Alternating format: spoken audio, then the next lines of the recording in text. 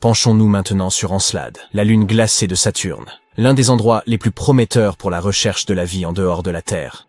Les scientifiques viennent d'y détecter le dernier des 6 ingrédients nécessaires à sa formation, le phosphore. Cet élément très rare a été découvert dans un océan de cette lune. Le phosphore contribue à la fertilité des sols sur Terre. Mais la concentration de ce minéral dans les mers gelées du lointain satellite pourrait être de 100 à 1000 fois supérieure à celle des océans de notre planète. C'est peut-être parce que l'océan d'Encelade est riche en carbonate, tout comme l'eau gazeuse. Et cette eau gazeuse est susceptible de dissoudre les phosphates présents dans les roches de la Lune. Cette nouvelle découverte suggère également que sur d'autres lunes glacées de Saturne, comme Titan, les eaux pourraient également être chargées en phosphore. Pourquoi les scientifiques sont-ils si enthousiastes à propos de ce minéral? Les phosphates, qui sont des composés contenant du phosphore, sont des composants essentiels de la vie sur Terre. L'ADN, l'ARN et les membranes cellulaires en contiennent. Mais parmi les 6 éléments nécessaires à la vie, à savoir le carbone, l'hydrogène, l'azote, l'oxygène, le phosphore et le soufre, le phosphore est le moins répandu. En 2004, la sonde spatiale Cassini a pénétré dans la poussière du second anneau extérieur de Saturne, appelé l'anneau E. Cette poussière s'est constituée d'éclats de glace éjectés par Encelade. Il s'est constitué de grains de glace éjectés par Encelade. Et en étudiant ces grains, examinés par le Cosmic Dust Analyzer de Cassini, les chercheurs ont détecté du phosphore. Encelade est la 6e plus grande lune de Saturne. Elle n'est pas vraiment grande.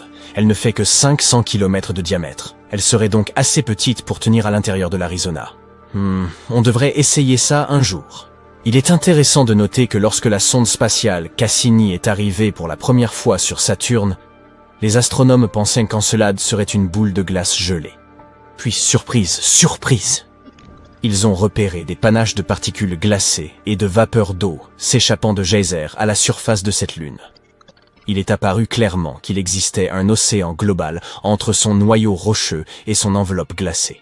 Les mêmes chercheurs avaient précédemment découvert que la lune de Saturne pourrait également abriter des molécules organiques complexes. Auparavant, les scientifiques pensaient que les phosphates pouvaient être piégés dans les noyaux rocheux d'Encelade et d'autres corps similaires. C'est pourquoi les travaux les plus récents, qui laissent entendre que les phosphates pourraient également abonder dans l'océan, ont été une véritable surprise. Des chercheurs ont examiné 305 grains de glace provenant de l'anneau E de Saturne, et ont découvert que 9 d'entre eux contenaient des phosphates. Et ces résultats étaient clairs et nets. C'est très important car il y a quelque temps, on pensait que la phosphine, un composé d'hydrogène et de phosphore, existait dans les nuages de Vénus. Mais personne n'a réussi à trouver la moindre preuve étayant cette théorie. Sur Encelade, par contre, il n'y a pas de controverse, et les phosphates existent bel et bien. Les astronomes considèrent Europe comme l'un des endroits les plus prometteurs du système solaire pour la recherche de nouvelles formes de vie. Tout cela parce que cette lune possède un immense océan d'eau salée d'une profondeur de 60 à 160 km. Oui, il est caché sous une couche de glace dont l'épaisseur est estimée entre 15 et 30 km. Mais elle reste potentiellement habitable. Les astronomes affirment que des panaches d'eau jaillissent dans des fissures de cette couche de glace et libèrent le contenu de l'océan lunaire dans l'espace. Bien entendu, il sera difficile pour toute mission en quête de vie organique d'accéder à un environnement aussi profond. Le bon côté des choses, c'est que les scientifiques disposent déjà d'éléments indiquant qu'il existe des bassins beaucoup plus superficiels, qui se trouveraient donc probablement beaucoup plus près de la surface de la Lune. Ils pourraient même se trouver à moins d'1 kilomètre sous la glace.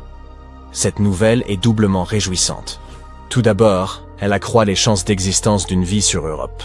Et deuxièmement, si c'est bien vrai, cela peut faciliter les missions futures visant à trouver ces formes de vie, du moins, s'il y en a. Ensuite, nous avons Titan, la plus grande lune de Saturne. Elle est plus petite et sa gravité est plus faible que celle de la Terre. Mais elle nous rappelle encore notre planète. Comme sur Terre, l'azote domine son atmosphère. Titan est le seul autre monde de notre système solaire à posséder des lacs et des rivières. Ces masses d'eau sont constituées d'hydrocarbures, de méthane et d'éthane. Il existe également un océan d'eau souterrain. Mais il est situé très profondément, et personne n'a encore déterminé si cet océan entrait en contact avec quoi que ce soit de la surface. Si tel est le cas, il pourrait fournir matière à la vie après s'être mélangé à la chimie complexe de la surface. Mais Encelade et d'autres lunes glacées ne sont pas les seuls endroits du système solaire susceptibles d'abriter ou d'avoir abrité la vie. En 2003, Mars Express, une sonde lancée par l'Agence spatiale européenne, a découvert du méthane dans l'atmosphère de Mars.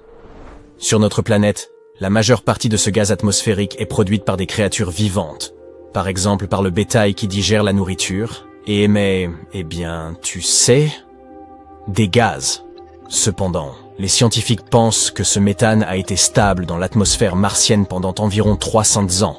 Et puis, en 2006, le méthane avait presque entièrement disparu de la planète rouge, et cela s'est produit 600 fois plus vite que ne le prévoyaient les projections des chercheurs. La question est de savoir ce qui a généré ce gaz et où il a bien pu passer. Un autre mystère martien concerne les microbes qui pourraient dormir sous la surface de Mars. Ils pourraient y avoir été protégés des radiations de l'espace pendant des millions d'années. Des scientifiques ont simulé les conditions régnant sur Mars dans un laboratoire pour vérifier si cela pouvait être vrai. Ils ont été stupéfaits de découvrir que des bactéries pouvaient facilement survivre dans de telles conditions pendant 220 millions d'années. C'est une longue durée de vie. Cela signifie que si la vie a existé sur Mars, nous pourrions en trouver la preuve dans le sous-sol de la planète en forant le sol martien. À l'heure actuelle, il n'y a pas d'eau vive sur Mars, et les cellules ou les spores y dessécheraient, tout simplement. De plus, la température de la surface est similaire à celle de la glace sèche. En d'autres termes, elle est plus que gelée. Autant laisser tomber. Pourtant, 6 types de bactéries et de champignons pourraient en vivre sous terre sur la planète rouge.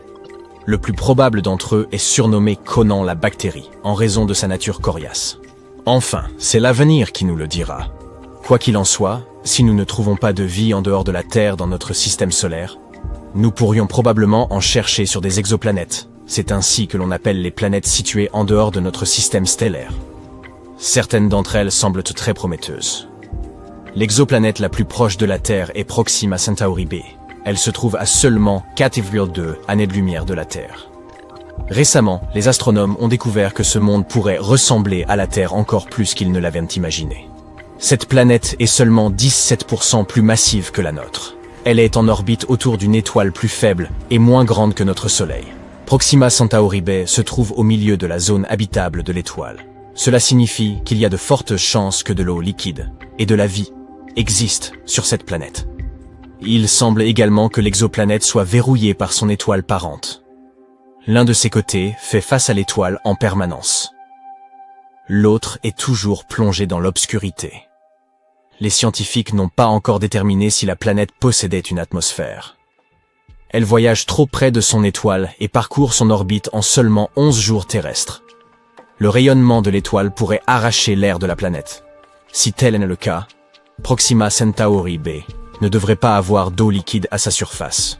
Gliese 832c se trouve à 16,2 années-lumière de la Terre, à l'échelle du cosmos. C'est un jet de pierre. Cette exoplanète est 5 fois plus massive que la Terre et voyage beaucoup plus près de son étoile mère. C'est pourquoi une année sur celle-ci ne dure que 36 jours. Mais comme cette étoile est une naine rouge, beaucoup plus froide et plus faible que le Soleil, Gliese 832c reçoit autant de lumière et de chaleur que notre propre planète. En même temps, on ne sait toujours pas si elle est semblable à la Terre. La planète possède probablement une atmosphère beaucoup plus épaisse qui crée un emballement de l'effet de serre. Ce phénomène se produit lorsqu'une planète absorbe plus de chaleur de son étoile haute qu'elle ne peut en renvoyer dans l'espace. En d'autres termes, Gliese 832c. Quelque part, près de Saturne, se trouve une lune glacée nommée Encelade, qui expulse des gerbes de glace dans le vide spatial. Or, cette glace renferme les constituants mêmes de la vie. De plus, un vaste océan repose sous sa croûte gelée. Et qui sait ce qui s'y cache? Encelade ne mesure qu'environ 480 km de diamètre. Ses dimensions lui permettraient presque de tenir dans le Colorado. Pourtant, malgré sa petite taille, elle recèle de l'eau liquide, une énergie issue de cheminées hydrothermales et une palette de composés chimiques susceptibles d'alimenter une forme de vie. En somme, elle se classe parmi les lieux les plus prometteurs du système solaire pour l'existence du vivant. Revenons maintenant 20 ans en arrière. Lors d'un survol, la sonde Cassini remarqua quelque chose d'inattendu, à savoir que la Lune projetait de fins jets de particules glacées depuis des fractures proches de son pôle sud. Les scientifiques comprirent plus tard que ces panaches provenaient d'un immense océan enfoui sous sa surface. Lorsque les chercheurs examinèrent les grains gelés issus de ces panaches, Ils y détectèrent presque tous les éléments indispensables à la vie. Carbone, hydrogène, azote, oxygène et phosphore. Seul le soufre manquait à l'appel. Mais la plupart de ces échantillons provenaient de l'anneau E de Saturne, un vaste ensemble de glace et de poussière entourant la planète.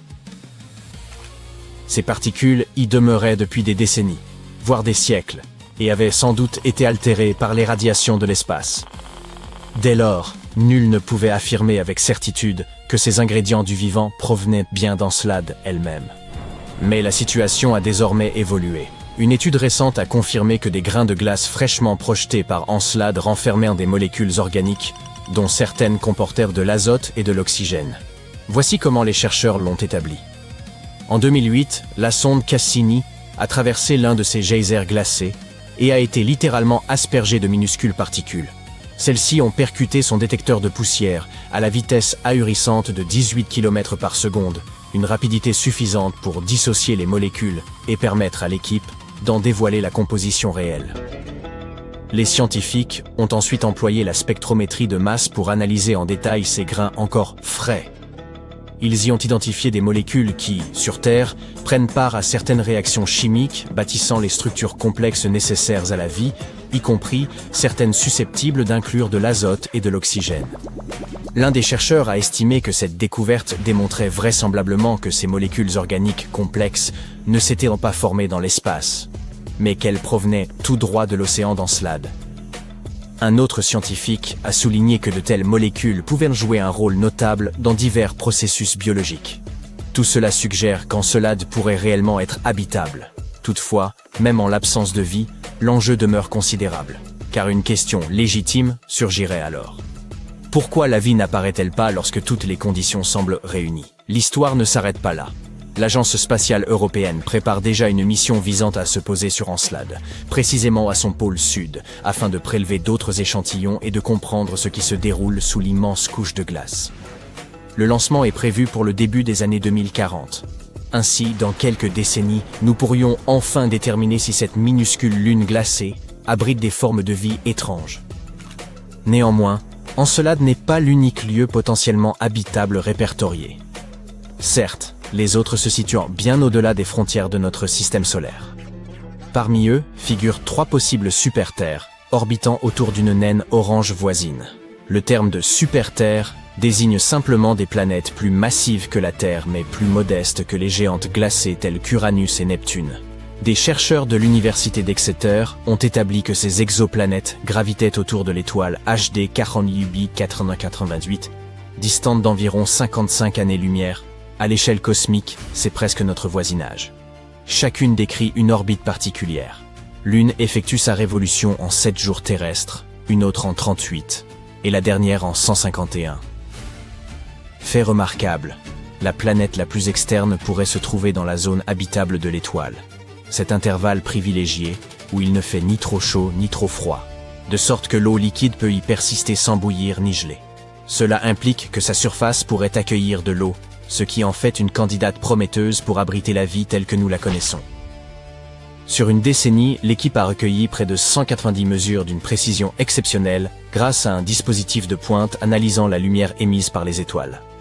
En observant si cette lumière se décale légèrement vers nous, ce que l'on nomme le décalage vers le bleu, ou s'en éloigne, le décalage vers le rouge, il devient possible de déterminer si une planète exerce une traction sur son étoile. L'étoile hôte est une naine orange, sorte de cousine plus discrète et plus stable de notre Soleil.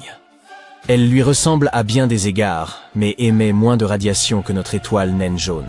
Ce qui rend cette découverte remarquable, c'est que ce système figure parmi les plus proches jamais identifiés abritant une super-Terre dans la zone habitable d'une étoile comparable au Soleil. Les super-Terres ne sont pas si rares, en vérité. Les scientifiques ont dénombré plus de 6000 exoplanètes depuis la découverte en 1995, de la première à orbiter autour d'une étoile semblable au Soleil. Pour détecter ces mondes éloignés, ils mobilisent une variété d'instruments, dont le télescope Kepler de la NASA, lancé en 2009 pour repérer des planètes analogues à la Terre au sein de la Voie lactée. Jetons un coup d'œil à quelques-unes des plus fascinantes. Gliese 6/67 CSC se situe à seulement 22 années-lumière, ce qui représente tout de même quelques 207 000 milliards de kilomètres. Elle possède une masse environ 3,8 fois supérieure à celle de la Terre et gravite autour de sa naine rouge en 28 jours, si bien que son année est 13 fois plus courte que la nôtre. Son étoile, plus froide, la place probablement dans la zone habitable, bien que des éruptions stellaires occasionnelles puissent la rôtir de temps à autre. Kepler 22b, pour sa part, se trouve à plus de 600 années-lumière. Elle fut la première planète détectée par le télescope Kepler au sein d'une zone habitable. Mesurant environ 2,4 fois le diamètre terrestre, sa nature est incertaine. Rocheuse, fluide ou gazeuse. Son orbite rappelle celle de la Terre, puisqu'elle accomplit en 290 jours le tour de son étoile de type G, plus petite et plus froide que notre Soleil. Kepler 69c se situe à quelques 2700 années-lumière. Cette planète dépasse la Terre d'environ 70% en taille et accomplit son orbite en 242 jours, ce qui la place dans une position analogue à celle de Vénus au sein de son système. Or, l'étoile qui l'éclaire n'émet que 80% de la luminosité solaire. Les conditions à sa surface pourraient donc être sensiblement plus clémentes que celles de Vénus. TOI 733b, découverte en 2023, est distante d'environ 245 années-lumière et boucle son orbite en seulement 4,9 jours terrestres. Fait intrigant, elle pourrait être entièrement recouverte par un immense océan. Pourrait-il abriter la vie? Seul le temps nous le dira. JJ 1214b se trouve à 40 années-lumière, une proximité notable à l'échelle astronomique. Son diamètre approche le triple de celui de la Terre et sa masse est environ 8 fois supérieure. Elle accomplit une révolution autour de sa naine rouge en 38 heures. Les températures de surface atteignent les 232 degrés. Et sous l'effet conjugué de cette chaleur et de la pression, l'eau y adopte des états singuliers, comme de la glace chaude ou de l'eau superfluide. C'est un phénomène spectaculaire, mais peu recommandé sur Terre, au risque d'une grave déshydratation. Proxima Centauri b est la super-Terre la plus proche, située à seulement 4 années-lumière. Sa masse est comparable à celle de la Terre, mais son année ne dure que 11,2 jours. L'étoile haute présente une légère oscillation due à l'attraction de la planète, c'est ainsi qu'elle a été détectée. Bien qu'elle occupe la zone habitable, la planète subit un bombardement d'UV intense en raison de sa très grande proximité avec son étoile, et nous n'avons pour l'instant aucun moyen d'étudier son atmosphère. Enfin, TOI 715b orbite une naine rouge, plus petite et plus froide que le Soleil. Ces étoiles favorisent donc la détection de mondes potentiellement habitables, car les planètes peuvent rester proches sans être brûlées. TOI 715b a peut-être possédé jadis une atmosphère très épaisse, comparable à celle de Neptune, mais elle semble en train de s'appauvrir.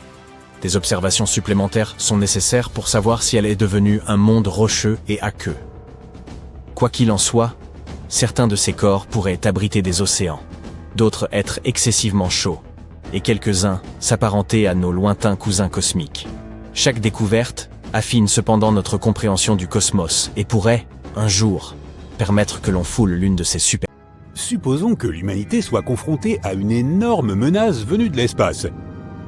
Une pieuvre géante arrive dans notre système solaire et mange Vénus, Mars, la Terre et toutes les autres planètes à l'exception de Saturne. Nous décidons donc d'aller nous installer sur cette planète aux anneaux gigantesques. Par chance, nous disposons déjà de la technologie nécessaire à un tel voyage. Nous embarquons dans nos vaisseaux géants et décollons vers Saturne. Vivre sur la planète elle-même est impossible, car elle n'a pas de sol à proprement parler. Nos vaisseaux ne pourraient pas y atterrir. Saturne est une boule de gaz géante 9 fois plus large que la Terre. À titre de comparaison, visualise une pièce de 5 centimes à côté d'une balle de baseball. En outre, son atmosphère se compose essentiellement d'hydrogène et d'hélium. Essayant d'atterrir, nous n'atteindrions jamais la terre ferme. Et plus nous nous enfoncerions, plus la pression augmenterait, nous réduisant finalement en miettes. Il ne nous resterait donc qu'une seule option, les fameux anneaux. Des particules de glace et de roches de différentes tailles qui tournent autour de la planète à une vitesse phénoménale. Il s'agissait à l'origine de comètes que la gravité de Saturne aura fait dévier de leur trajectoire avant de les broyer. En s'accumulant, ces fragments sont ensuite venus former les anneaux que tu connais si bien. Certaines de ces particules sont rapides, d'autres plus lentes. L'anneau D est le plus proche de la planète. Ensuite, il y a les anneaux C et B. Après ça, il y a un grand espace appelé division de Cassini. Les anneaux A, F, G et E se trouvent derrière. Cette classification nous permet de cartographier les anneaux. Nous en approchons donc, mais nous n'osons pas tout de suite y atterrir. Il faut d'abord y envoyer des robots à des fins d'analyse. Nous choisissons une zone à l'intérieur de l'anneau E. En fait, la distance entre les rochers est assez grande, et notre navette peut facilement se frayer un chemin. Il y a de minuscules particules, d'énormes rochers de la taille d'une maison et des comètes de la taille d'une montagne. Un premier robot fonce jusqu'à un gros rocher, mais un caillou gros comme une balle de baseball le pulvérise. Un autre robot se fait écraser entre deux rochers. Une pluie de stalactites surprend notre troisième robot qui n'y survit pas. Dans nos vastes ateliers, nous pouvons construire d'autres robots. Nous utiliserons à présent des matériaux plus résistants. De nouvelles capsules atteignent un autre rocher. Des particules viennent s'abattre sur elles, mais sans faire de dégâts. Nous parvenons donc à établir une petite station où nous pouvons nous installer. Mais très vite, un gros morceau d'astéroïde détruit notre projet. Il semble que nous devions changer de stratégie.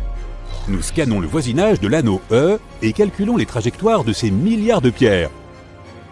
Au milieu du chaos, nous découvrons quelques cailloux qui, selon nos calculs, devraient rester intacts suffisamment longtemps.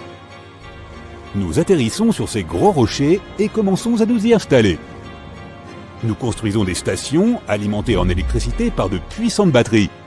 Saturne se trouve à une distance de 9,5 unités astronomiques du Soleil. Une unité correspond à la distance entre le Soleil et la Terre. Il fait donc assez froid sur Saturne. Voilà pourquoi elle est entourée de tant de glace. Comment obtenir l'énergie nécessaire pour la réchauffer? Nos grands vaisseaux n'y suffiront pas. Et des panneaux solaires seraient inefficaces. Nous sommes trop loin du Soleil. Nos scientifiques conçoivent donc un moyen de générer de l'énergie à partir de toutes ces particules. Comme avec un moulin, le vent entraîne ses ailes et le mouvement est converti en énergie. Nos ingénieurs construisent donc des panneaux afin de recueillir l'énergie des particules. Et leur vitesse ne ralentit jamais, car c'est la gravité de Saturne qui les fait tourner. Nous disposons donc d'une source d'énergie presque illimitée. Des plantes produisent de l'oxygène sur certaines stations grâce à la photosynthèse. Mais au lieu de la lumière du soleil, elles puisent leur énergie dans les ultraviolets. Ensuite, les gens remplissent de grands réservoirs qu'ils transportent jusqu'à leur domicile. Nous commençons à occuper les anneaux adjacents. Pas besoin d'utiliser beaucoup de carburant pour aller d'un endroit à un autre. Tu peux te poser sur un rocher, calculer sa trajectoire et attendre qu'il t'amène à l'endroit voulu. Ensuite, tu peux passer sur un autre rocher et ainsi de suite jusqu'à atteindre ta destination. De plus en plus de gens quittent leur vaisseau pour se rendre sur les anneaux. La vie s'améliore, mais certains souffrent de problèmes psychologiques. Ce mouvement constant dans le vide rend les gens un peu fous. Imagine-toi vivre sur un carrousel qui ne s'arrête jamais. Tu ne peux pas te rendre au supermarché quand tu veux, il faut attendre qu'il passe. On ne peut pas sortir se promener, même en combinaison spatiale, parce que tous ces cailloux volants sont dangereux. Et on ne peut pas faire de projet, car un morceau de glace peut nous tomber sur la tête à tout moment. Et les ordinateurs ne nous aident pas beaucoup. Ils ne peuvent pas calculer la trajectoire de tous ces corps spatiaux. Les rochers ont tendance à se fragmenter en des centaines de petits morceaux.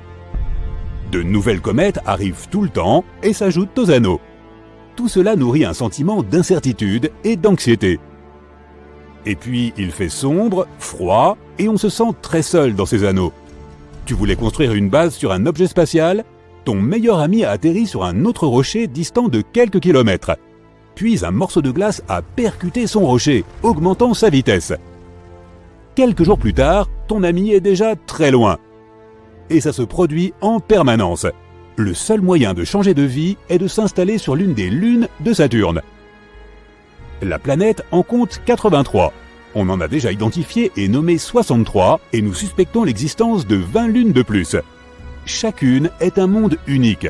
Certaines pourraient même être habitables. La meilleure candidate est Titan. Il y a peut-être de l'eau sur ce satellite et sa pression atmosphérique n'est qu'une fois et demie supérieure à celle de la Terre. Son atmosphère se compose d'azote et d'un peu de méthane, ce qui forme un smog de carbone dans ses couches supérieures. Pour cette raison, nous ne pouvons pas étudier cette lune depuis la Terre, mais Titan orbite loin des anneaux de Saturne. Cela signifie que l'on pourrait y mener une vie tranquille. Il y a aussi le satellite Phébé, couvert de cratères comme notre Lune. Ce corps céleste géant ressemble à une météorite. Les gens ont donc l'embarras du choix quant à l'endroit où commencer leur nouvelle vie. En quelques centaines d'années passées sur nos vaisseaux près de Saturne, nous en apprendrions beaucoup sur ces satellites. Alors pourquoi avoir essayé de vivre sur les anneaux? Pourquoi ne pas avoir tout simplement atterri sur l'une des lunes? Parce que cette vidéo serait moins amusante et beaucoup plus courte. Et si nous étions nés dans les anneaux de Saturne? Disons qu'une météorite massive contenant de l'eau gelée a été happée par la gravité de la planète. Dans la glace se trouvaient des formes de vie très simples. Et cette vie a commencé à évoluer.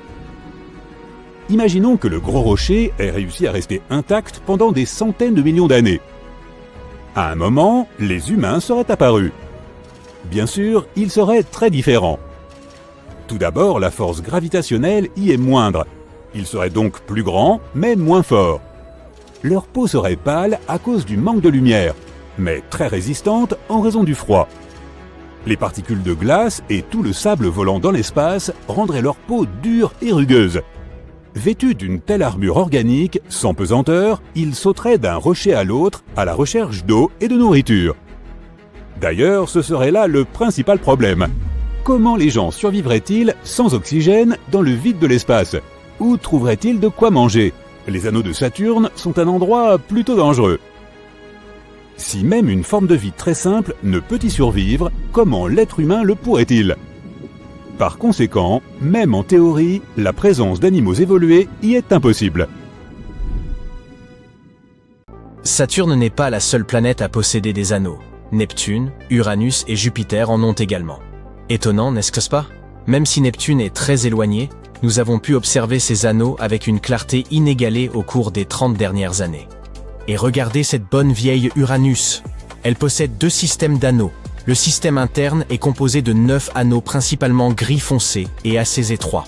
Et puis il y a 2 anneaux externes. Le plus extérieur est bleu comme l'un des anneaux de Saturne, tandis que le plus intérieur est rougeâtre, comme certains anneaux poussiéreux que l'on trouve dans d'autres endroits de notre système solaire.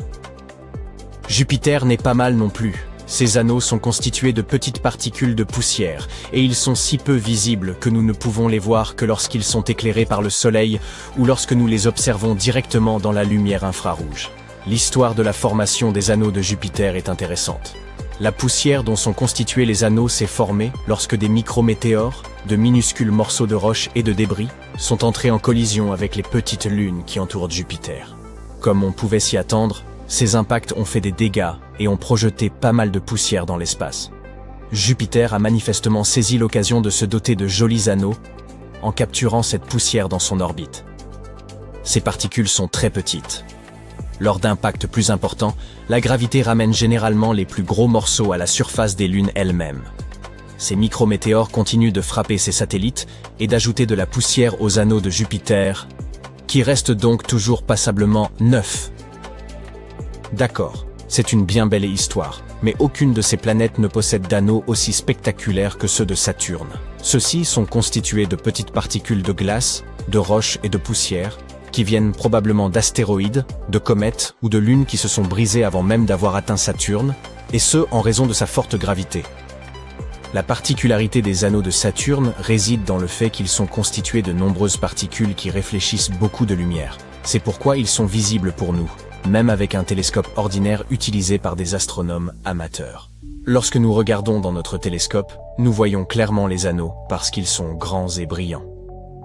La taille des fragments qui constituent les anneaux varie du minuscule grain de poussière au rocher, grand comme une maison. En fait, il se trouve aussi des particules aussi grosses que des montagnes. Imaginez-vous assis au sommet d'une montagne, tandis que celle-ci tourne autour de cette magnifique planète. Si vous pouviez observer ces anneaux depuis le sommet des nuages présents sur Saturne, ils vous apparaîtraient essentiellement blancs. En outre, chacun des anneaux se déplace à sa propre vitesse. Plutôt impressionnant, n'est-ce pas? Mais les dernières nouvelles ne sont pas très bonnes. Il semblerait que ces anneaux fascinants soient en train de disparaître. En effet, depuis les années 1980, nos astronomes observent une diminution progressive de leur volume. Il semblerait que les particules des anneaux pleuvent lentement dans l'atmosphère de Saturne. Mais il ne s'agit pas d'une pluie ordinaire. Chaque jour, une quantité d'eau équivalente à celle d'une piscine olympique tombe sur Saturne. Mais les scientifiques ne savent pas encore exactement à quelle vitesse ces anneaux sont en train de disparaître, ni quand ils nous diront définitivement adieu. Pour le savoir, nous disposons du télescope spatial James Webb de la NASA, ainsi que de l'observatoire Keck à Hawaï, qui doivent étudier Saturne sur une longue période. Ils surveillent ce qu'il en est précisément de cette fameuse pluie d'anneaux, comment elle évolue, par exemple, au cours d'une saison complète sur Saturne.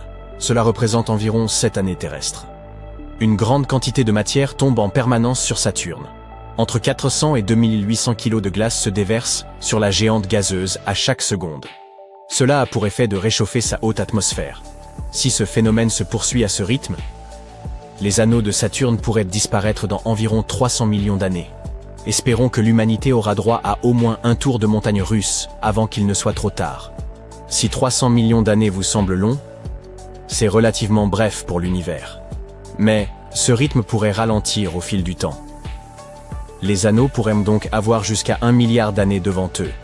Mais si les choses au contraire s'accélèrent, ils pourraient ne survivre qu'une petite centaine de millions d'années. Ce processus ne se produit pas tout seul. Les roches spatiales et les radiations provenant du Soleil affectent toutes les particules contenues dans les anneaux. Ils leur confèrent une charge électrique. Cette charge les fait adhérer aux lignes du champ magnétique de Saturne. La puissante gravité de la planète attire alors toutes ces particules glacées, qui s'écoulent ensuite dans la haute atmosphère. Saturne fait le tour du Soleil tous les 29,5 ans. Au cours de son périple, elle se rapproche et s'éloigne du Soleil. Et ses anneaux, bien sûr, la suivent. L'inclinaison de la planète influe sur la façon dont le rayonnement solaire affecte les couches les plus profondes des anneaux. D'où provient la majeure partie de cette pluie glacée. Les scientifiques pensent que lorsque les anneaux sont inclinés face au Soleil, il y a plus de matière qui tombe sur Saturne. En revanche, lorsque les anneaux sont de biais par rapport au Soleil, la chute de matière sur Saturne ralentit. Les scientifiques n'essaient pas seulement de prédire le destin des anneaux de Saturne. Ils débattent également de la date et de la manière dont ils se sont formés. Selon certaines théories, les anneaux existeraient depuis la formation de notre système solaire, il y a des milliards d'années. Mais la sonde Cassini, qui a exploré Saturne, a rapporté des données qui incitent au contraire à penser que les anneaux seraient bien plus jeunes que cela. Ils auraient entre 10 et 100 millions d'années. Selon une autre idée intéressante, la pluie abondante qui tombe des anneaux pourrait les faire paraître plus jeunes qu'ils ne le sont en réalité. Auraient-ils trouvé leur propre fontaine de jouvence? Tôt ou tard, Saturne devra faire face à une crise d'identité lorsqu'elle perdra ses magnifiques anneaux. On s'était dit que cette année n'allait pas être très bonne pour notre belle Saturne, car une de ses voisines était en train de lui rafler le titre de planète ayant le plus grand nombre de satellites. En février 2023, les scientifiques ont ainsi découvert 12 nouvelles lunes autour de Jupiter. Et cette géante de gaz a donc réussi à détrôner Saturne, qui tombe à la 2e place. Ces lunes leur sont apparues accidentellement, alors qu'ils cherchaient la planète 9. Vous savez, cette planète hypothétique qui se cache peut-être quelque part dans la zone extérieure de notre système solaire. Ces lunes nouvellement découvertes sont plutôt petites et peu lumineuses, mais elles n'ont pas pu échapper à notre puissant télescope et aux techniques avancées utilisées par les scientifiques pour les repérer. Ce qui est intéressant, c'est que 9 de ces nouvelles lunes orbitent autour de Jupiter dans le sens inverse de sa rotation, tandis que les 3 autres orbitent dans le même sens. Que leur est-il arrivé? Savent-elles même qu'elles tournent dans la mauvaise direction? Certains pensent qu'il pourrait s'agir des restes de corps plus gros qui se seraient dû briser après une catastrophique collision. C'est assez courant dans l'espace. Une lune appelée Valetudo a été découverte il y a quelques années. Contrairement aux lunes rétrogrades, Valetudo a une orbite prograde, ce qui signifie qu'elle tourne dans le même sens que Jupiter. Ce qui est intéressant, c'est que Valetudo se déplace sur une orbite qui croise les trajectoires de ces lunes rétrogrades. Se pourrait-il que ces dernières se soient formées à la suite d'une collision avec des lunes progrades? Nous espérons le découvrir un jour. Ce fut un grand succès pour Jupiter. Mais 3 mois plus tard, les choses changèrent à nouveau. On découvrit 62 nouveaux satellites autour de Saturne. Saturne est donc redevenue la championne, avec 145 lunes au total, contre seulement 95 pour Jupiter. Les astronomes ont découvert ces nouvelles lunes en utilisant une technique appelée Shift and Stack. Cela signifie qu'ils ont combiné plusieurs images en fonction du mouvement de la Lune étudiée, ce qui a permis d'accentuer le faible signal émis par le satellite. C'est ainsi qu'ils ont découvert des lunes plus petites et moins lumineuses. Ils n'auraient pas été en mesure de les voir avec une seule image, certaines ne faisant que 2,5 km de diamètre. Pour confirmer qu'il s'agissait bien de lunes et non d'astéroïdes qui passaient par là, ils les ont suivis pendant quelques années. Ainsi, Saturne perd peut-être ses anneaux, mais elle possède plus de lunes que prévu. Et qui sait combien d'autres choses intéressantes nous trouverons dans son voisinage. Reconnais-tu cet astre majestueux? La deuxième plus grande planète à partir du Soleil. En effet, une géante gazeuse à l'aspect brumeux jaune-brun, c'est bien ça. 7 anneaux énormes et intimidants, tout à fait. Tu l'as compris, il ne peut s'agir que de Saturne. Et récemment, le télescope spatial Hubble a fait une découverte étonnante. Apparemment, les anneaux de la planète exerceraient sur elle une force depuis longtemps. Une nouvelle étude a révélé que ces anneaux emblématiques réchauffaient la haute atmosphère de Saturne. Le plus intéressant, c'est que les chercheurs de la NASA affirment qu'il s'agit là d'un phénomène que le monde scientifique n'a jamais observé ailleurs dans notre système solaire. Ce secret s'est trouvé juste sous notre nez pendant 40 ans, et ce n'est qu'après avoir exploité les relevés de la planète transmis par le télescope spatial Hubble, la sonde Cassini, désormais à la retraite, et les engins spatiaux Voyager 1 et 2, que les astronomes l'ont mis au jour. Cette interaction inattendue entre la géante gazeuse et ses anneaux pourrait devenir un outil permettant de prédire quelles planètes des autres systèmes stellaires possèdent également de magnifiques systèmes d'anneaux semblables à ceux de Saturne. Alors, comment s'est-il avéré que la planète géante était en train d'être lentement cuite par ses propres anneaux? L'indice caractéristique est un excès de rayonnement ultraviolet. Il s'agit d'une raie spectrale d'hydrogène réchauffée dans l'atmosphère de la géante gazeuse. L'augmentation du rayonnement ne peut que signifier que quelque chose irradie la haute atmosphère depuis l'extérieur. On ne sait pas encore très bien comment ce processus se produit, mais l'explication la plus probable est que des particules d'anneaux glacés pleuvent sur Saturne et provoquent ce réchauffement. Mais il pourrait aussi s'agir de l'impact de minuscules météorites ou des particules du vent solaire. Le réchauffement pourrait être causé par le rayonnement solaire ultraviolet ou par des forces électromagnétiques charriant des poussières chargées électriquement. Lorsque la sonde Cassini de la NASA a terminé sa mission et plongé dans l'atmosphère de Saturne, elle a eu le temps d'en mesurer les composants atmosphériques. Il s'est avéré que de nombreuses particules tombaient effectivement des anneaux.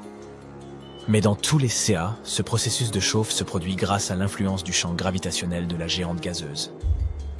Les astronomes avaient connaissance de la lente désintégration des anneaux de Saturne. Mais comment ce processus affecte-t-il la planète? Cela mérite qu'on se penche sur la question.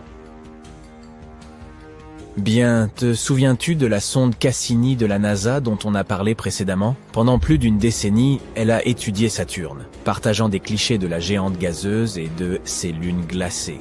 Elle nous a fait découvrir des mondes époustouflants où les rivières de méthane se transformaient en mers d'hydrocarbures, et où des jets de gaz et de glace projetaient des matériaux dans tout l'espace. Quoi qu'il en soit, cette même Cassini a également étudié la magnétosphère de Saturne. En effet, les forces qui agissent dans les profondeurs de la planète produisent une énorme bulle magnétique autour de celle-ci. Cette bulle est ce que l'on appelle la magnétosphère. Malheureusement, les astronomes disposent encore de très peu d'informations au sujet de ce phénomène typique de Saturne, car les champs magnétiques sont invisibles et évidemment plus simples à étudier de l'intérieur. Imagine la situation suivante. Des flux de particules chargées d'électricité en provenance du Soleil, il s'agit du vent solaire, se répandent dans le système à une vitesse de plusieurs millions de kilomètres à l'heure. Soudain, quelque chose apparaît sur leur chemin. C'est le champ magnétique de Saturne. Il protège la planète en repoussant les particules solaires. Par conséquent, les forces magnétiques du Soleil font rage à l'extérieur de la magnétosphère de Saturne, tandis qu'à l'intérieur de la bulle protectrice de la géante gazeuse, ce sont ses propres forces magnétiques qui dominent. Notre planète possède également un champ magnétique, mais sa magnétosphère est beaucoup plus petite. Et pourtant, elle nous protège efficacement des particules nocives provenant du Soleil et de l'espace. Même si Saturne est protégé par sa magnétosphère, le Soleil parvient toujours à lui causer du souci. Les vents énergétiques de notre étoile balayent la géante gazeuse, provoquant d'immenses aurores. Mais contrairement aux aurores terrestres, les aurores de Saturne ne sont observables que dans la lumière ultraviolette. En d'autres termes, elles sont invisibles depuis la surface terrestre. On ne peut les voir que si l'on voyage dans l'espace. Mais apparemment, il existerait différents types d'aurores sur la géante gazeuse. Par exemple, un autre type est provoqué par les particules chargées provenant des éruptions volcaniques qui se produisent sur les nombreuses lunes de la planète. Enfin, certaines aurores de Saturne pourraient être causées par des vents puissants qui tourbillonnent dans son atmosphère. Ces vents soufflent dans l'ionosphère, une région située en dessous de la magnétosphère. Ce même vent pourrait être responsable de la vitesse de rotation variable de la planète. Ce phénomène fait qu'il est difficile pour les scientifiques de déterminer la durée d'une journée sur la planète aux anneaux. En parlant de vent, Saturne possède un mystérieux vortex qui tourbillonne au-dessus du pôle sud de la planète. L'ensemble ressemble à une énorme tempête de type ouragan sur Terre, mais son œil mesure à lui seul près de 4000 km de diamètre. À titre de comparaison, l'œil d'un ouragan terrestre typique ne mesure que 3 à 5 km de large. Ce qui déroute les astronomes, c'est que le phénomène s'apparente à un ouragan, mais ne se comporte pas comme tel. Il est stationnaire et continue de tourner au-dessus de la même zone du pôle sud. Et alors que les tourbillons polaires sur Terre ont des noyaux froids, celui de Saturne paraît chaud.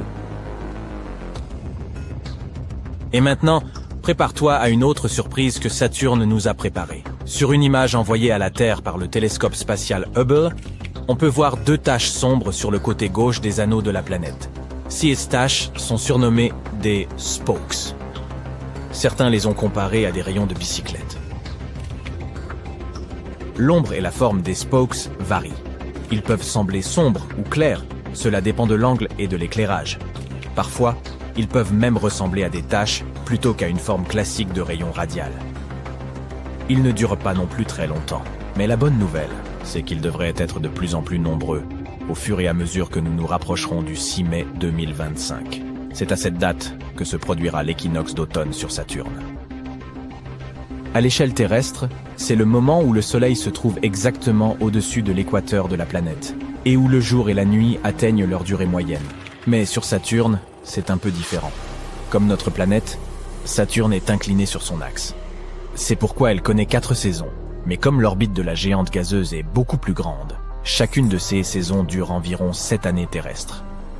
Cet équinoxe se produit lorsque les anneaux de Saturne sont orientés vers le Soleil. Mais quelle est la cause de ces spokes? Les astronomes pensent qu'il s'agit du champ magnétique de la géante gazeuse. Lorsqu'un champ magnétique planétaire interagit avec le vent solaire, il crée un environnement électriquement chargé. Comme nous le savons déjà, sur Terre, cela se traduit par des aurores boréales. Et si nous parlons de Saturne, les plus petites particules d'un anneau glacé peuvent également être chargées. Et cela fait probablement léviter temporairement ces particules au-dessus des plus gros débris qui composent ces anneaux.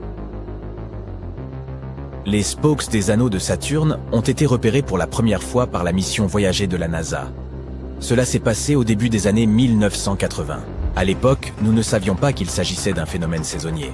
Après tout, Voyager 2 n'a fait que passer à côté de la planète et a poursuivi sa route. Pour comprendre la nature et le fonctionnement de ces spokes, les astronomes avaient besoin d'un télescope spatial capable d'observer les anneaux de Saturne de loin.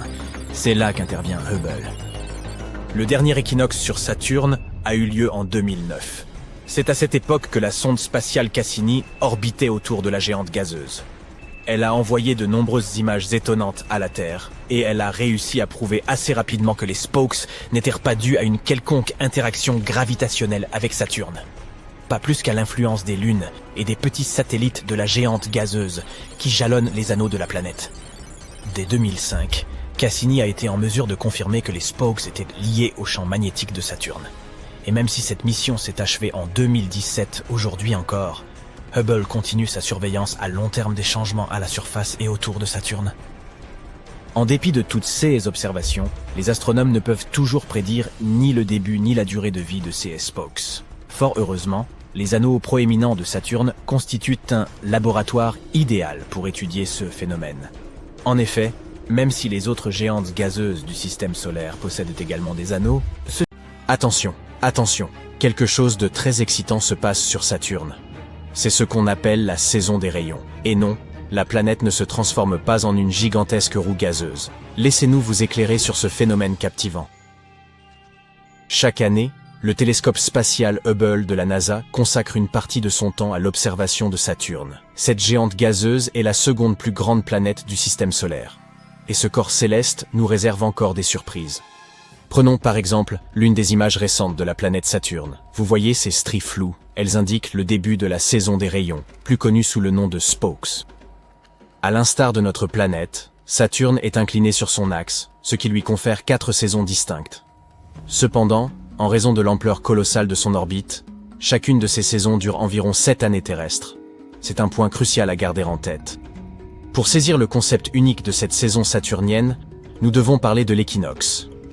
Sur Terre, c'est le moment où le Soleil se trouve exactement au-dessus de l'équateur, rendant le jour et la nuit de longueur égale. Sur Saturne, c'est légèrement différent. Un équinoxe se produit lorsque les anneaux de Saturne sont inclinés de côté par rapport au Soleil. Bien que les équinoxes sur Saturne aient lieu à chaque printemps et à chaque automne, comme sur notre planète, ils se produisent beaucoup plus rarement, environ une fois toutes les 15 années terrestres. Voilà pourquoi les astronomes sont si enthousiastes au sujet de cet événement. Regardez maintenant. Il y a 2 rayons tachetés sur l'anneau B, à gauche de l'image. Ils ressemblent aux rayons d'une roue de bicyclette. Leur ombrage et leur forme varient. Ils peuvent paraître sombres ou clairs, selon l'angle et l'éclairage. Parfois, ils ressemblent davantage à des taches qu'à des rayons radiaux ordinaires. Ces spokes ne dureront pas longtemps, mais de plus en plus commenceront à apparaître à mesure que nous nous approcherons du 6 mai 2025, date de l'équinoxe d'automne sur Saturne. Mais quelle est donc l'origine de ces rayons? Les astronomes pensent qu'ils pourraient en être causés par le champ magnétique de la géante gazeuse. Lorsqu'un champ magnétique planétaire interagit avec le vent solaire, il crée un environnement électriquement chargé. Sur Terre, ce phénomène se manifeste par des aurores boréales. Concernant Saturne, les plus petites particules de glace de ces anneaux pourraient également se charger électriquement. Il est probable que cela les fasse léviter temporairement au-dessus des blocs de glace plus grands qui composent les anneaux. Les spokes des anneaux de Saturne ont été observés pour la première fois par la mission Voyager de la NASA, au début des années 1980. À cette époque, nous ne savions pas que ces rayons étaient un phénomène saisonnier. Voyager 2 a simplement survolé la planète, puis a poursuivi son voyage. Pour comprendre la nature et le fonctionnement de ces rayons, les astronomes avaient besoin d'un télescope spatial capable d'observer Saturne à distance. Un télescope comme Hubble. L'équinoxe le plus récent sur Saturne a eu lieu en 2009, lorsque la sonde spatiale Cassini de la NASA se trouvait en orbite autour de la géante gazeuse. Cassini a envoyé de nombreux clichés étonnants vers la Terre, démontrant rapidement que ces rayons n'étaient pas causés par des interactions gravitationnelles avec Saturne, ni par l'influence de ses lunes, ou des petits satellites constituant les anneaux. En 2005, Cassini a confirmé que les rayons étaient liés au champ magnétique de Saturne. La mission Cassini s'est achevée en 2017, mais Hubble poursuit désormais une surveillance à long terme des changements autour de Saturne. Malgré toutes ces observations, les astronomes ne peuvent toujours pas prédire le début et la durée de la saison des spokes. Heureusement, les anneaux proéminents de Saturne offrent un laboratoire idéal pour étudier ce phénomène. Bien que les autres géantes gazeuses du système solaire possèdent également des anneaux, ceux-ci ne sont pas aussi visibles, et les scientifiques ne savent pas si des spokes y apparaissent. Toutefois, les rayons ne sont pas le seul phénomène spatial fascinant. Notre système solaire regorge de merveilles. Imaginez-vous debout à l'équateur martien, pieds dessus. Vos pieds ressentiraient une température agréable, comparable à une chaude journée de printemps. Cependant, il vous faudrait porter un chapeau, car à la hauteur de votre tête, il régnerait un froid glacial. Vénus tourne dans le sens inverse de la plupart des autres planètes du système solaire et du Soleil lui-même. Une hypothèse avancée par les astronomes est qu'une collision passée avec un objet massif, tels qu'un astéroïde, pourrait en être la cause. La lune de Jupiter, Io, est le corps le plus volcaniquement actif du système solaire, avec plusieurs centaines de volcans. Sa surface présente une étrange teinte jaunâtre, constellée de taches qui lui donnent l'apparence d'une pizza au pepperoni. Europe, l'un des 4 plus grands satellites de Jupiter, est recouverte de glace, avec une épaisseur estimée entre 16 et 24 km. Certaines zones de cette surface glacée sont lisses, ce qui ferait de cet endroit un terrain idéal pour le patinage artistique. Et si l'on rassemblait tous les astéroïdes connus du système solaire, leur masse totale serait inférieure à 10% de celle de notre Lune. Les scientifiques pensent que Mercure pourrait encore posséder un noyau partiellement fondu, ce qui expliquerait la présence d'un champ magnétique, bien que celui-ci représente seulement 1% de la puissance de celui de la Terre. Le noyau de Mercure constitue environ 42% du volume total de la planète. De plus, sa surface présente des rides, appelées escarpements lobés, qui se sont formés lorsque son noyau de fer a provoqué une contraction de la croûte en refroidissant. Ces escarpements peuvent s'étendre sur des centaines de kilomètres et atteindre plus de 1000 mètres de hauteur. Uranus est la seule planète du système solaire à tourner sur le côté. Cette caractéristique pourrait être due à une ancienne collision cataclysmique avec un objet de la taille de la Terre, bien que cela ne reste qu'une théorie pour l'instant. Mars pourrait acquérir un ensemble d'anneaux dans les 70 millions d'années à venir. Sa plus grande lune, Phobos, se rapproche progressivement de la planète. Un jour, elle pourrait être désintégrée par les forces gravitationnelles de Mars et se transformer en un anneau qui pourrait persister pendant des millions d'années. On ne sera pas là pour voir ça, donc autant les croire sur parole. Les scientifiques estiment que la surface de la Lune possède plus de cratères que celle de la Terre, en raison de l'absence d'activité naturelle sur notre satellite. Sur Terre, les vents, les pluies, les tremblements de terre et l'érosion modifient continuellement la surface. En revanche, la Lune n'a presque pas de conditions météorologiques pour altérer son apparence.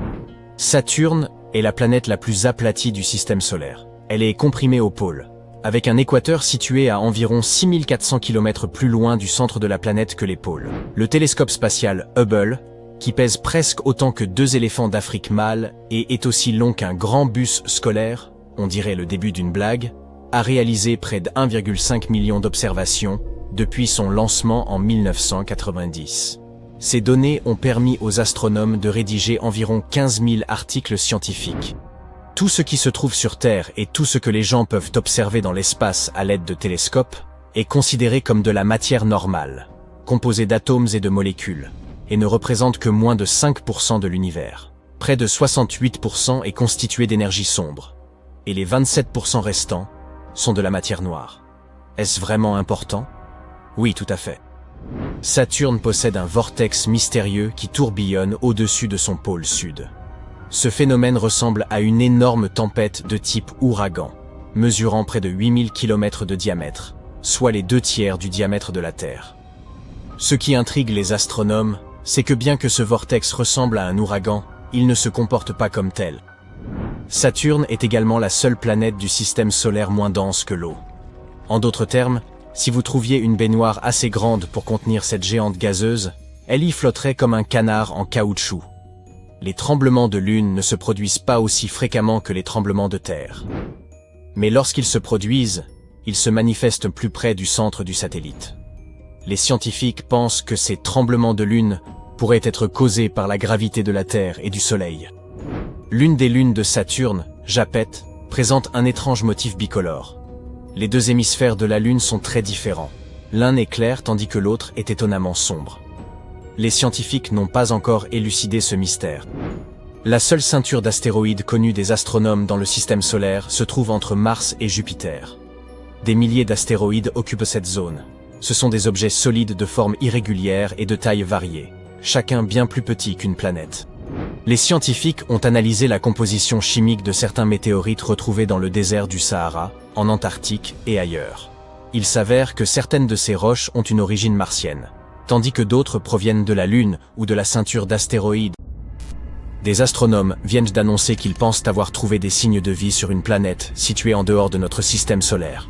Ce monde lointain, baptisé K2-18b, se trouve à environ 124 années-lumière, dans la constellation du Lion. De quel type de vie s'agit-il? De petits hommes verts? De créatures tentaculaires aux allures de pieuvres? Eh bien, pas exactement. Commençons par définir ce qu'est la vie. C'est ce qui distingue les animaux et les plantes de la matière inorganique, comme la capacité de croître, de se reproduire et de changer. Maintenant, de quoi avons-nous besoin pour soutenir la vie? Si vous pensez à l'eau, vous avez raison. Les scientifiques pensent que K2-18b pourrait être recouverte d'océans, et si c'est le cas, elle pourrait abriter de minuscules formes de vie, des sortes de microbes. Des chercheurs britanniques et américains ont utilisé le télescope spatial James Webb pour observer l'atmosphère de cette planète. Ils ont trouvé des traces de 2 substances chimiques très particulières. Sur Terre, seuls les êtres vivants peuvent produire ces substances. Et les êtres vivants dont je parle sont principalement de minuscules plantes océaniques appelées phytoplancton. En résumé, cette planète pourrait bien abriter des formes de vie sous forme d'algues. Bien sûr, les scientifiques ont encore besoin de preuves solides avant de se réjouir. Nous devons garder à l'esprit qu'il est possible que ces composés chimiques aient été créés par quelque chose que nous ne comprenons pas encore. Pas nécessairement par des êtres vivants, mais tout de même. K2-18b est une planète imposante. Elle est plus de 8 fois plus lourde que la Terre et environ 2,5 fois plus grande. Ce qui la rend encore plus intéressante, c'est qu'elle se trouve dans la zone habitable autour de son étoile. Cela signifie qu'il n'y fait ni trop chaud ni trop froid. Juste ce qu'il faut pour que l'eau liquide puisse exister. Ce qui est essentiel à la vie, telle que nous la connaissons. Les astronomes étudient les planètes lointaines comme celle-ci en observant les variations de la lumière lorsqu'elles passent devant leur étoile. Cela leur permet de déterminer quel type de gaz se trouve dans leur atmosphère. En 2023, le télescope spatial James Webb a détecté du méthane et du dioxyde de carbone dans l'atmosphère de la planète dont nous parlons. Il s'agit de molécules à base de carbone, et c'était la première fois qu'elles étaient détectées sur une planète située dans la zone habitable d'une étoile. Les scientifiques ont également détecté le faible signal d'une substance chimique appelée DMS, qui est principalement produite par de minuscules organismes marins ici sur Terre. Ils ont donc de nouveau pointé le télescope vers la planète, en utilisant cette fois-ci un instrument capable de capter davantage de détails lumineux. Et ils ont trouvé des signes beaucoup plus nets de DMS et de certains composés chimiques apparentés. Cependant, ces signaux ne sont pas encore assez puissants. Ils n'ont pas atteint le niveau 5 sigma, un paramètre utilisé par les scientifiques pour confirmer leur découverte. De plus, même si ce DMS est bien présent, cela ne signifie pas automatiquement qu'il y a de la vie. Les scientifiques ont déjà trouvé du DMS sur une comète. Cela signifie qu'il peut être produit sans qu'aucune forme de vie n'intervienne dans le processus. Et pourtant, la quantité de cette substance sur K2-18b semble bien supérieure à tout ce qui a été observé sur Terre. C'est pourquoi certains astronomes sont convaincus qu'il provient d'un organisme. K2-18b est l'une des principales candidates pour ce que les scientifiques appellent une planète-océan. Ce terme désigne un monde vaste et aquatique doté d'une atmosphère riche en hydrogène. Ce n'est pas le genre d'endroit où vivraient des civilisations extraterrestres comme dans les films. Mais il pourrait abriter de minuscules formes de vie, comme les microbes qui peuplèrent les océans de la Terre il y a des milliards d'années. Une fois encore, tout le monde ne s'accorde pas sur le caractère réellement hospitalier de K2-18b. Certains scientifiques pensent également que les planètes de ce type sont peut-être trop proches de leur étoile pour conserver de l'eau à l'état liquide. K2-18b orbite autour de son étoile tous les 33 jours, ce qui est assez rapide, et pourrait signifier qu'il y fait trop chaud. C'est pourquoi certains experts affirment que même si la planète contient de l'eau, celle-ci pourrait être en ébullition. Ou peut-être ne s'agit-il pas d'eau, mais d'océans de lave. Cependant, la plupart des scientifiques s'accordent sur un point. Il convient d'attendre et de voir. Avec seulement 16 à 24 heures supplémentaires d'observation au télescope, les astronomes pourraient neuf confirmer ce qu'ils ont vu. Cela pourrait se produire dans les prochaines années. Et même s'il s'avère que K2-18b n'est pas le monde que nous recherchons, nous nous en approchons. Grâce à des télescopes puissants comme James Webb et à d'autres qui verront le jour à l'avenir, nous pourrions être en mesure de répondre à la question de savoir si nous sommes seuls dans l'univers. Parallèlement, certains endroits de notre propre système solaire, comme Mars, Vénus ou Encelade, la Lune de Saturne, pourraient offrir de bonnes conditions pour le développement de la vie. Nous pourrions également continuer à explorer d'autres mondes prometteurs, comme Proxima Centauri b, l'exoplanète la plus proche que nous connaissons. Elle se trouve à seulement 4,25 années-lumière de nous, et orbite autour d'une petite étoile appelée Proxima Centauri, dans sa zone habitable. Cette planète est un peu plus grande que la Terre, ce qui en fait une super-Terre. C'est ainsi que nous appelons les exoplanètes plus grandes que la nôtre. mais beaucoup plus petite que les géantes gazeuses comme Neptune ou Jupiter. Proxima Centauri b est un monde qui se déplace rapidement. Il ne lui faut que 11 jours pour faire le tour de son étoile. Les scientifiques pensent que Proxima Centauri b pourrait avoir une surface rocheuse, ce qui est un signe encourageant pour la présence éventuelle de formes de vie. D'un autre côté, son étoile l'expose à un rayonnement ultraviolet intense. Celui-ci a peut-être déjà détruit son atmosphère, si tant est qu'elle ait jamais existé. L'habitabilité de ce monde reste donc une grande inconnue. Nous avons ensuite TRAPPIST-1e, une autre planète prometteuse similaire à la Terre. Elle fait partie des 7 planètes rocheuses qui orbitent autour d'une petite étoile froide appelée TRAPPIST-1, située à environ 39 années-lumière.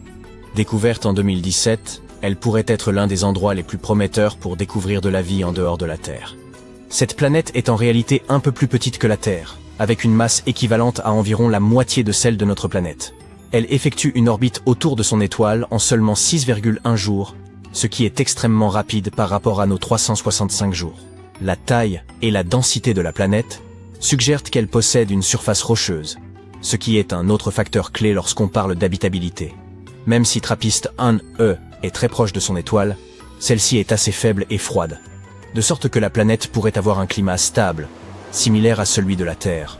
Certains scientifiques pensent même qu'elle pourrait contenir plus d'eau que notre boule bleue. Passons maintenant à Kepler 186f, située à environ 500 années-lumière. Il s'agit de la première planète de la taille de la Terre découverte dans la zone habitable d'une autre étoile. Elle orbite autour d'une naine rouge, un type d'étoile qui brûle moins et vit beaucoup plus longtemps que notre Soleil.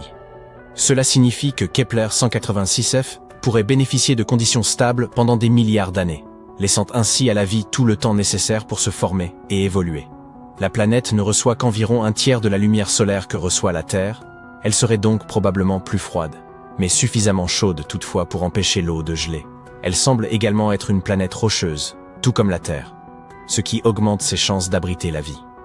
Que diriez-vous de visiter LHS 1140b, située à environ 40 années-lumière? Cette planète a une masse environ 5,6 fois supérieure à celle de la Terre. Les scientifiques pensent qu'elle est rocheuse et qu'elle possède peut-être une atmosphère épaisse, ce qui est très important. Une telle atmosphère peut retenir la chaleur, maintenir des températures stables et empêcher l'eau de s'échapper dans l'espace. Ce monde orbite autour d'une étoile naine rouge relativement calme. Il n'est donc pas constamment frappé par des éruptions solaires nocives comme le sont certaines autres exoplanètes. Certaines études suggèrent même que LHS 1140b pourrait être un monde océanique, avec beaucoup d'eau. C'est donc l'une des planètes les plus intéressantes que nous ayons découvertes dans notre voisinage. Enfin, nous avons Gliese 12b, que les astronomes appellent ExoVenus. Elle se trouve à 40